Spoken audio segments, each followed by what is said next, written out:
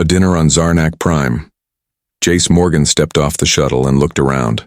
The sky was purple with two suns glowing low over the horizon. The air smelled strange, like hot metal and spices. This was Zarnak Prime, the richest trade planet, in Sector 9. He had heard wild stories about this place, about its technology, its strange culture, and most of all, its food. Jace wasn't a rich man. He was a drifter, a former Earth soldier who now traveled from world to world doing small jobs. But tonight he had extra credits to burn. He had saved for months. Tonight he wanted to taste what only the wealthiest in the galaxy could afford. He walked into a tall golden building that sparkled under the light. The sign above the entrance read, "The Crimson Fork." No windows, no music, just silence, style, and security. Two tall guards at the door scanned him from head to toe. One of them grunted. "You don't look like our usual guest," the guard said. "I've got credits," Jace replied, showing his wrist chip. "Enough for one dinner." The guard didn't smile, but stepped aside. "Enter. Don't make trouble." Jace walked through the door. Inside, the restaurant looked like a palace. Golden walls, floating candles, silver floors that reflected every step. Alien waiters glided by in black uniforms, holding glowing trays of food Jace couldn't even name. Around him sat beings of all shapes and sizes, tall, short, furry, slimy, all dressed in the finest clothes. And every table had something strange on their plates. Jace was led to a corner booth by a female alien with blue skin and 4 eyes. She handed him a golden menu. He couldn't read most of it. The items were written in strange languages. "What do you recommend?" he asked. The waitress leaned close. Her voice was soft and smooth. "For someone like you, try the house special. Very rare, very fresh." Jace chuckled. "Fresh, huh? All right. I'll take the rarest steak you've got." The waitress gave a small nod. "As you wish." She walked away. Jace looked around as he waited. He felt eyes on him. A tall lizard-like alien at another table sneered at him. A group of young, rich Zarnakians laughed quietly, pointing at him behind their wine glasses. Jace didn't care. He had been looked down on before. He was just here for the experience. Soon, the waitress returned. She carried a silver tray with a tall cover. She placed it in front of him carefully, then stepped back without saying a word. Jace raised an eyebrow. "No sauce? No sides?"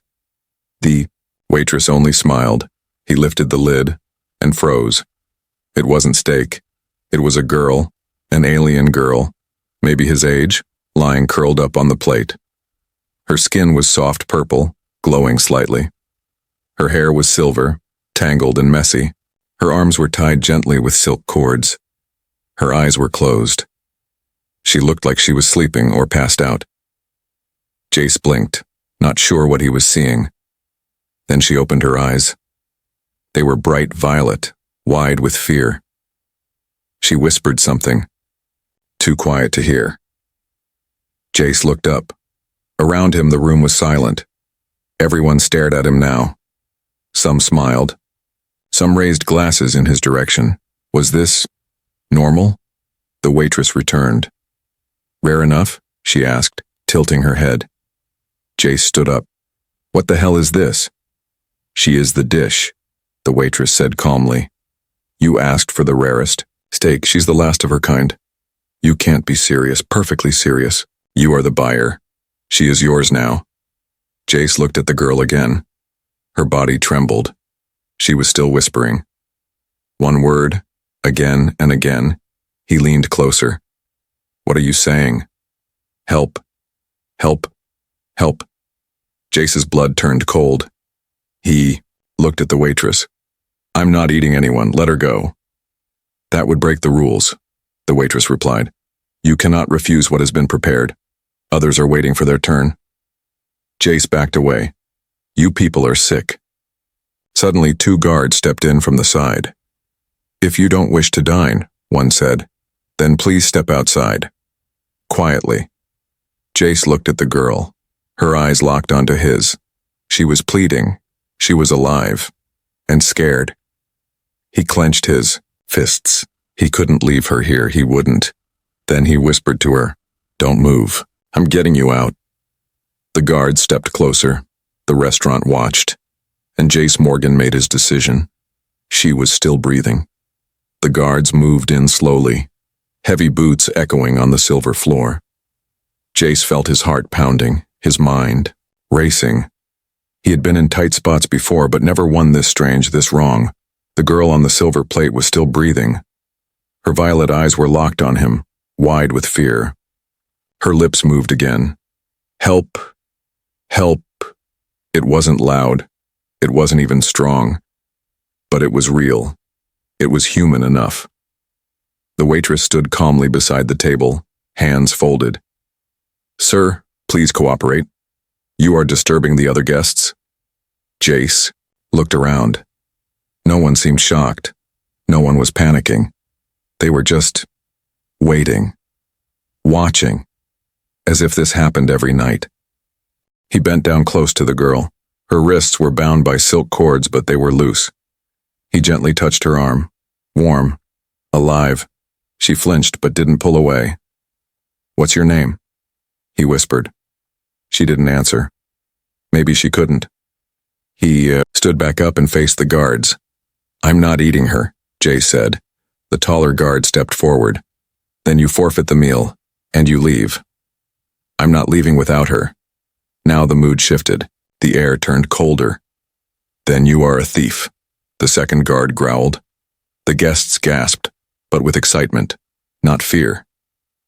"Interesting," someone whispered. "It's been years since we had a thief." Before anyone else could react, Jace did something unexpected. He grabbed the silver tray and flipped the table. The girl rolled off and he caught her mid-air, pulling her close to his chest. The tray crashed, silverware clattered, wine spilled like blood. The guards lunged, but Jace moved fast. He tossed a chair at one of them, knocking him back, then dashed toward the side exit. His military training kicked in. Focus, speed, timing. The girl was light in his arms, weak but still breathing. Behind him, voices shouted. Security alarms lit up red across the walls. Sirens blared. Jace slammed through the door and burst into a narrow hallway lined with pipes and steam vents. He ran. "Come on, come on," he muttered. He could hear footsteps chasing him now. The hallway led to a steel kitchen, filled with fire pits, steam clouds, and alien chefs. One turned in shock, dropping a ladle. "Stop him!" a voice shouted from behind. A cook with 4 arms stepped in Jace's path, but didn't grab him. He only stared at the girl in Jace's arms. His 4 eyes blinked. Then something strange happened. The cook stepped aside. "Down the garbage chute," he muttered in broken English, pointing left. "Quick, before they find you." Jace nodded. "Thank you." He sprinted across the kitchen. The girl clung to him now, barely conscious. He found the chute and jumped in. They slid down a tunnel of hot steam and metal, finally landing in a pile of soft trash bags and crates in a dark alley behind the building. Jace coughed and stood up, still holding the girl. "Are you all right?" he asked softly. She looked up at him, eyes heavy. "Leary," she whispered. "Leary," Jace repeated. "That's your name?" She nodded slowly, then passed out. Jace looked around. The alley was silent for now, but they wouldn't be safe for long. He had to move. He gently wrapped her in his coat and carried her deeper into the city shadows. 2 hours later, inside an old cargo storage unit, Jace sat beside a small heater. Leary was wrapped in blankets, her skin still glowing faintly under the dim light. He didn't know what to do next. Who was she? Why was she being served as food, and more importantly, why was no one else surprised by it? He pulled out a small med kit and cleaned her arms. The silk ropes had left marks. Her body was thin, like she hadn't eaten in days. As he touched her hand, her eyes fluttered open. "Why?" she whispered. "Why what? Why did you save me?" Jace was quiet for a moment. Then he said, "Because no one else did." Leary looked at him with confusion, and maybe for the first time a little hope. Then she spoke one more word, one that sent a chill down his spine. "They'll come." Jace nodded. Let them. But even as he said it, he knew the truth. He hadn't just stolen a girl from a plate. He had declared war on something far bigger than he understood. Running from the kitchen, the night on Zarnak Prime had changed. Jace Morgan sat inside the old storage unit, watching the stars flicker through cracks in the metal ceiling. Leary, the alien girl he saved from a plate meant for slaughter, was asleep again, but her breathing had improved. Her skin glowed a little brighter.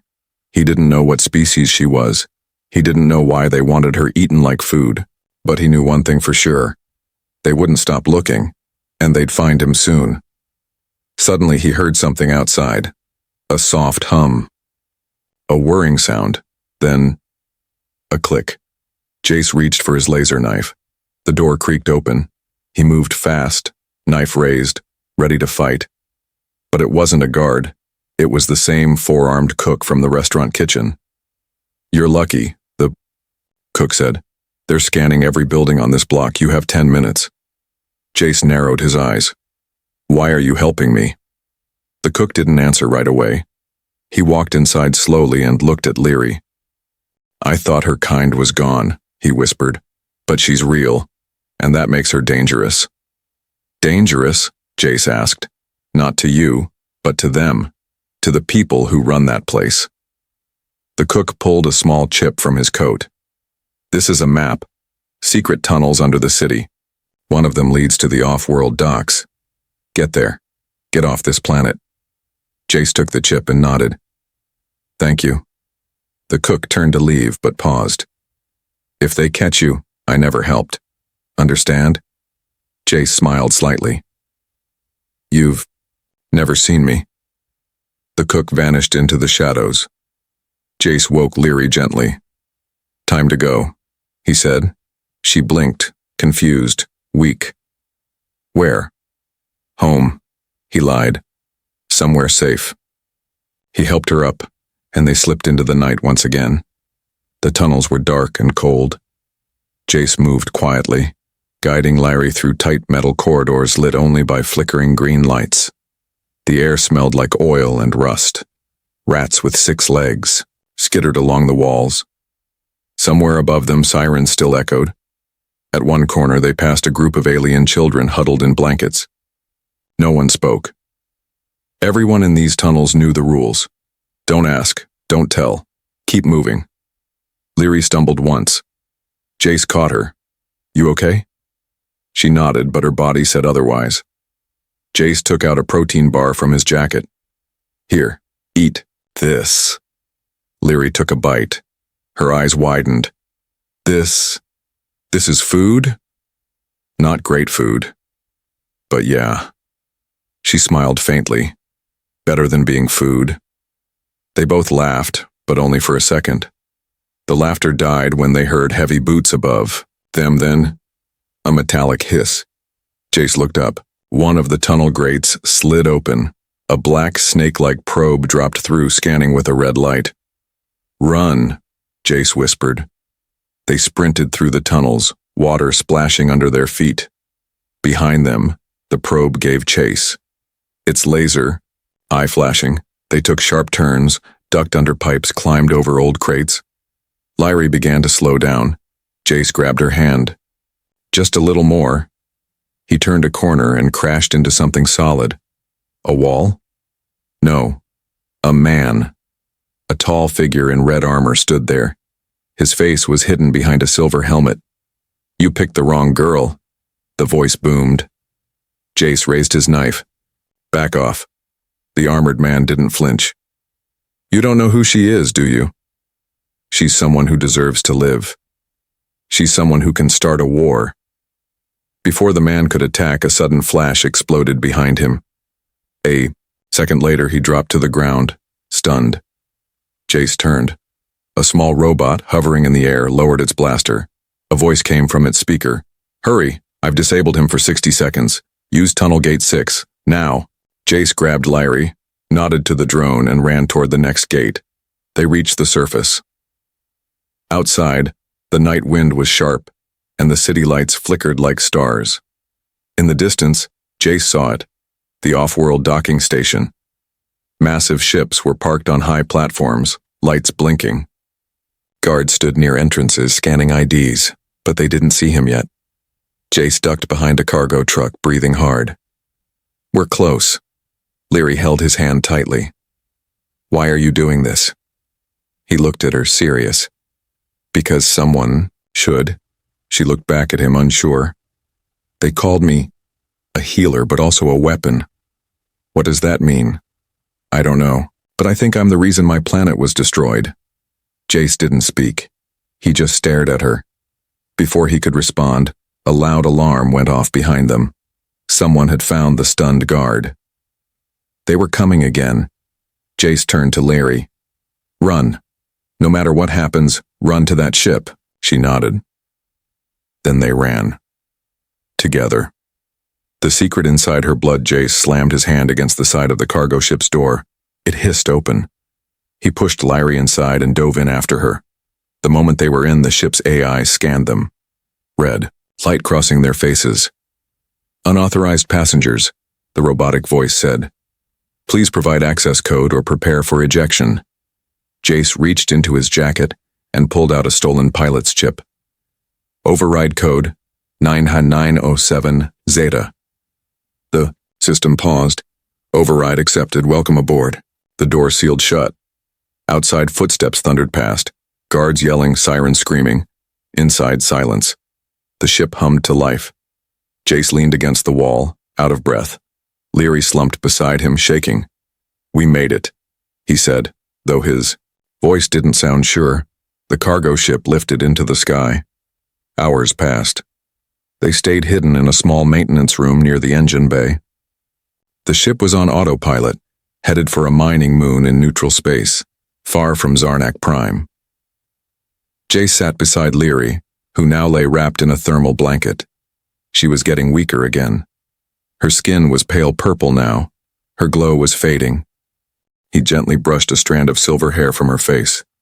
"Leary," he whispered, "you need help. Real help." She opened her eyes slowly. "I can't go to hospitals. They track my blood." "Why?" Jace asked. "What's in your blood?" Leary looked scared. "I'm not just rare. I'm different." Jace waited. "My people, we were called the Solarians. Long ago, we could heal others, just by touch. But our blood, it was even more powerful. It could rebuild cells, fix bones, even make other beings stronger." Jace stared at her. "Like a super medicine?" She nodded. "The elite called it a gift. The empires called it a weapon." Jace sat back. "That's why they served you on a plate." "They don't kill us right away," Leary said quietly. "They drain us slowly. They use our blood for soldiers, for leaders, and sometimes for food. They say it brings power, beauty, long life." Jace clenched his fists. "That's why they laughed. That's why they didn't stop me. They were watching a show." Leary looked down. "There were thousands of us once. Now I think I'm the last." A heavy silence filled the room. Then Leary whispered, "But there's more." Jace looked at her. She raised her arm. "They already took a lot from me, but some blood stayed. I can give it. To you." "What?" "No." "Why?" "If I give a little, you'll be faster, stronger. You can protect me longer. Until I'm safe." Jace shook his head. "I don't want your blood. I want to save you, not use you." She smiled softly. "You're the first person who ever said that." Suddenly the lights flickered. The ship rocked. The AI's voice returned. "Warning. External contact detected. Unauthorized vessel following." Jace stood. "Someone's chasing us?" He checked the console screen. A black ship was trailing close behind. It had no ID, no signal. Just one red mark on its screen. "Unknown. Authorized to kill." Jace cursed. "They found us." He turned to Lyrie. We can't run anymore. We need a plan. She reached into her suit pocket and pulled out a small silver vial. This has part of my blood. Use it. What will it do? Mix it into your body. Your cells will begin to adapt. You'll be fast. You'll heal quicker. You'll sense danger before it comes. Jace stared at the vial. Was this what they had been killing her kind for? He took a breath, then injected it into his arm. It burned. His body arched in pain. His heart raced. His vision blurred, then sharpened. He could hear the ship hum like music. He could see heat patterns on the metal. He could feel Lyrie's heartbeat. Then, just like that, the pain stopped. He was calm, but alive, like never before. In the next 10 minutes, the enemy ship tried to force them out of the sky. Jace took control of the cargo ship's weapons. He moved faster than ever, dodging, aiming, hitting back. His hands were steady. His thoughts were clear. He wasn't the same. They landed hard on the mining moon, but alive. As the doors opened to the dusty surface, Jace turned to Lyrie. How long does it last? He asked. She looked at him. It doesn't stop, she said. Not ever. Jace's eyes widened. I'm not human anymore, am I? You are, she whispered. Just more. Jace stared into the dusty horizon. He had come to a fancy restaurant for steak. Now he was walking into a new war, and inside his veins was a secret the galaxy would kill to own. The hunters close. In the mining moon was quiet. Too quiet. Jace and Lyrie stepped off the cargo ship and onto red sand. The air was dry. The sky above was dark, filled with slow-moving clouds that glowed with static. Tall rock pillars surrounded the area, like ancient guards watching over a battlefield. They weren't alone. Jace could feel it now. A tingling in his spine, a deep buzz in his ears. The alien blood flowing through him had sharpened his senses. He could feel danger before it came. And it was close. They found us again, he said. Lyrie looked around nervously. Where? Jace closed his eyes. Everywhere. Suddenly a voice crackled through the air. Human, the voice said, deep and cold. You stole our property. Return it, and we'll let you live. Jace turned slowly. 3 shadowy figures stepped out from behind the rocks. They weren't guards. They weren't soldiers. They were collectors. Cold-blooded, armor-clad aliens trained to hunt rare species across galaxies. Their armor looked like metal bones. Their weapons pulsed with purple light, and they walked like they already knew they'd win. Lyrie gripped Jace's arm. We can't fight them. We don't have to, Jace said. We just have to survive. The lead collector raised a weapon. Last chance, hand her over. Jace shook his head. You want her? Come get her. The weapon fired. Jace moved, faster than ever. He grabbed Lyrie and rolled behind a metal crate, just as the blast burned the ground where they had been standing. The chase began. They ran through a narrow canyon, wind howling around them. The collectors moved fast, but Jace was faster now. His legs burned, but he didn't stop. He jumped over rocks, slid under broken machinery, and ducked behind boulders, always keeping Lyrie close. Lyrie stumbled. Her breath was short. I can't run much more, she whispered. Jace picked her up. Then I'll carry you. He found an old entrance to a collapsed mine. They ducked inside just as another shot hit the stone behind them, shaking the ground.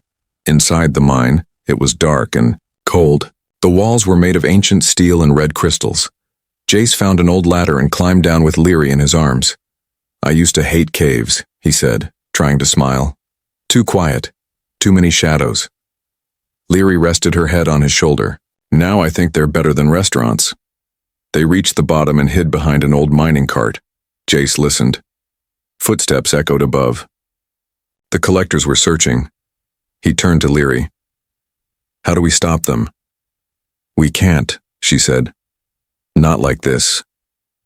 Then we changed the rules. Jace opened his wrist device and sent a coded message through the emergency network. It was a risky move. He hadn't used this line in years, not since he left Earth's military unit, but he needed help now, and there was one person who might still answer. He typed, "Code Red, S-Class target. Sending location. Bring fire." Then he closed the device and took a breath. Minutes passed. The mine shook again. One of the collectors had found the ladder. Jace looked at Leary. "Whatever happens, stay behind me." She nodded, her hand gripping his jacket. The first collector dropped into the tunnel. He turned slowly, scanning the shadows. "Nowhere left to run, human." Jace stepped out. "Then I guess we fight here." The collector smiled. "I've killed 5 Silurians with one hand. You'll be nothing." Jace's eyes glowed, just slightly. He didn't speak.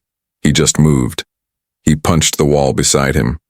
A red crystal snapped loose, sharp as a blade. He caught it mid-air and threw it at the collector's neck. The alien choked, sparks flying, then dropped. Behind him, the other 2 dropped down. Too many, too fast. One of them lunged, but just before he hit Jace, the ceiling exploded. A massive ship roared overhead, firing down through the rock. Soldiers in black armor dropped in with jetpacks, weapons ready. The cave lit up in red and white flashes. Explosions filled the tunnel. Jace grabbed Leary and ran for cover.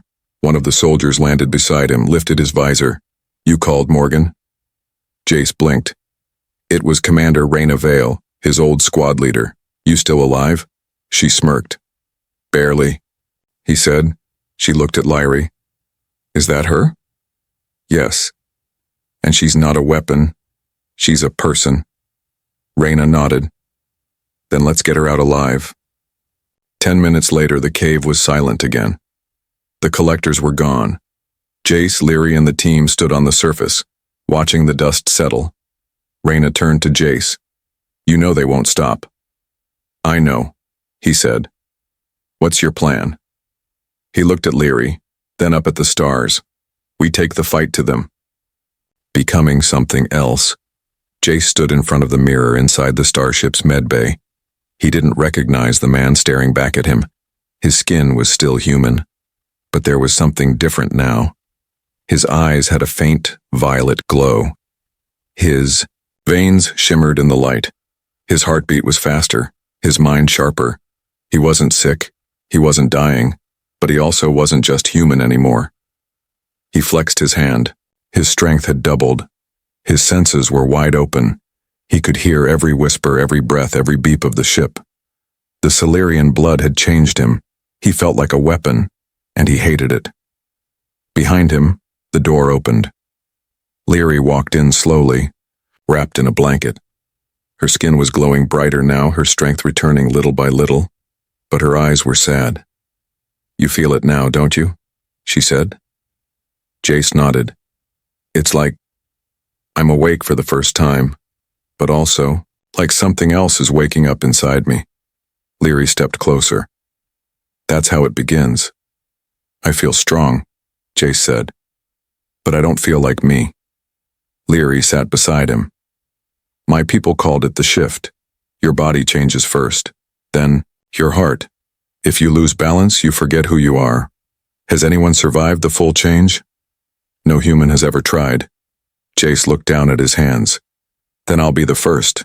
The ship flew silently through deep space. Commander Raina's team was asleep, recovering from the last fight. Only Jace, Leary, and the ship's AI were awake. Leary lay in the observatory, watching the stars drift by. Jace sat beside her. "I don't understand something," he said. Leary turned her head. "What?" "If your blood is this powerful, then why didn't your people fight back? Why didn't you win?" Leary was quiet for a long time. Then she spoke. "We tried," she said softly. "We were peaceful at first, healers, scientists. But when they came to take us, we fought." She looked at her hands. "And when we fought, we were no longer the Silurians. We became monsters. We destroyed planets. We turned into something we never wanted to be." Jace listened closely. "Our powers don't come from anger," she said. "They come from connection, emotion. But if we let fear or hate guide us, The blood burns us from the inside. It makes us forget what we loved. Jace swallowed hard. So what happens if I keep changing? You'll become the strongest soldier in the galaxy, Leary said, and maybe lose everything else. Jace looked at her. Even you? She nodded slowly. Even me. That night, Jace had a dream. He was standing in a battlefield of stars. Bodies lay all around him. Fire rained from the sky. His arms were covered in glowing veins. His face was cracked with violet light. His eyes were cold, empty, and Leary stood far away, reaching out for him, crying. But he didn't move. He just turned and walked away. He woke up gasping, drenched in sweat. Leary was already awake, staring at him from across the room. You saw it, didn't you? She whispered. Jace didn't answer. The next day, they reached the outer colony of Cadris 7. It was a dead planet now. Long ago it had been a rebel base, but now it was quiet. Nothing but wind, dust, and broken machines. Reyna set up camp in the old ruins while her team scanned for signals. Jace and Leary walked alone among the shattered towers. This place feels heavy, he said. It is, Leary replied. My people made their last stand here. They stopped near a broken statue, a woman with wings carved into stone. Her face was calm, peaceful, but the plaque beneath was covered in burn marks. Leary knelt and brushed off the dust. This was my mother, she said. Jace stared in silence. She gave her blood to save our people, but she also gave her mind. In the end, she couldn't remember her name, only her mission. Jace put a hand on her shoulder. Leary stood slowly. This is where I decide whether I fight or run. You're not alone, Jace said. We decide together. Suddenly a loud hum filled the air. Jace turned quickly. In the sky above, 5 warships appeared, black and red, shaped like blades. No signals. No warnings. Reyna's voice came through the comm. We're under lockdown. Those aren't traitors. Leary's face turned pale. They're here for me. Jace clenched his fists. Then they picked the wrong planet. As the ships began to land, Jace looked up. He didn't know if he was still fully human. He didn't know how much time he had before the shift changed him forever. But he knew one thing. He wasn't going to lose her. Not without a fight. He came for a stake. He left with a war. The warships dropped like thunder. Dust rose from the ground. Old buildings cracked. The sky over Cadris 7 turned dark as 5 collector ships landed in a circle around the ruins. Inside the camp, Commander Reyna loaded her weapon. They're not here to talk, she said. They came to erase us. Jace stood beside her, fists clenched. He could feel the alien blood in his veins. It burned now, hot and alive. His skin glowed faintly. His heart was louder than ever. He didn't need a scanner to know how many enemies were coming.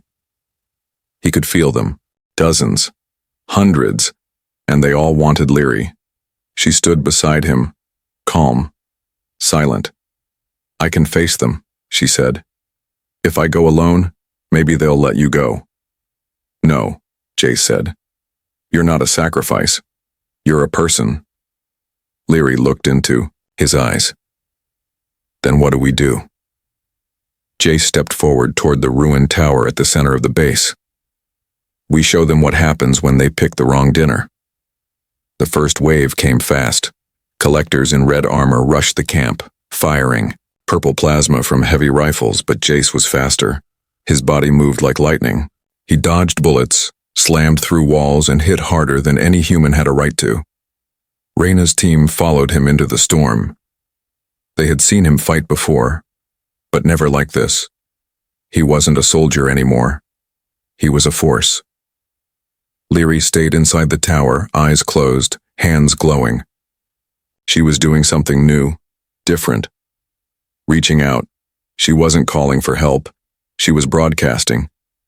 Her body pulsed with light as she sent her thoughts across deep space. Words, pictures, memories. She was sending everything the collectors had done. The horrors of the Crimson Fork. The way her people were hunted, drained, served like meals. She was showing the galaxy the truth, and the galaxy was listening. Outside, the battle got worse. Jace was bleeding, a deep cut on his side. His leg burned. His arm was shaking. But he didn't fall. He couldn't. He saw Reyna pinned down behind a fallen beam.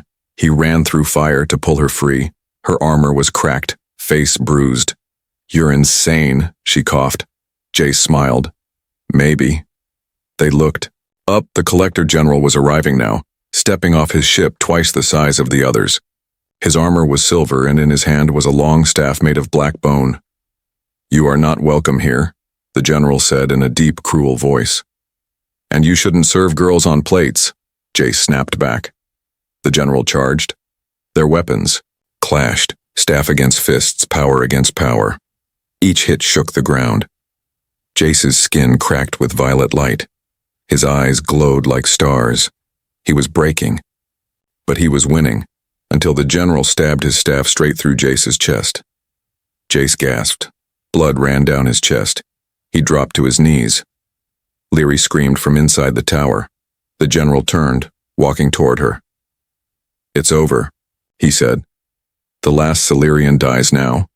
But then, Jace stood up, the staff still inside him. "I didn't come here to die," he growled. "I came here for dinner." He ripped the staff out, and with one last scream, he punched the ground. The earth shattered. Light exploded from his body. The alien blood inside him responded, not with rage but with something else. Purpose. He didn't become a monster. He became a guardian. The light blinded everyone. The Collector General dropped to his knees. Leary stepped out of the tower, glowing so bright she lit up the ruins. She placed her hand on Jace's back. The wound closed. The blood stopped. "You chose me," she whispered. "Now I choose you." The power between them exploded upward, into the sky, into the ships, into the stars. That broadcast reached far across galaxies, to Earth, to rebel planets, to rich elites who once dined in silence. The truth was out. The collectors became hunted. The Crimson Fork was destroyed, and the name Jace Morgan became a warning and a legend. Months later, a small ship floated through quiet space. Inside, Jace leaned back in the pilot's chair, his chest scarred, his eyes still glowing. Leary sat beside him, smiling. Her skin was bright again. Her strength had returned. "Where to next?" she asked. He shrugged. "Anywhere that doesn't serve people for dinner." She laughed. He looked at her. "I came for a steak," he said softly. "But I left with something much better." She tilted her head. "What?" Jace smiled. "A reason to fight."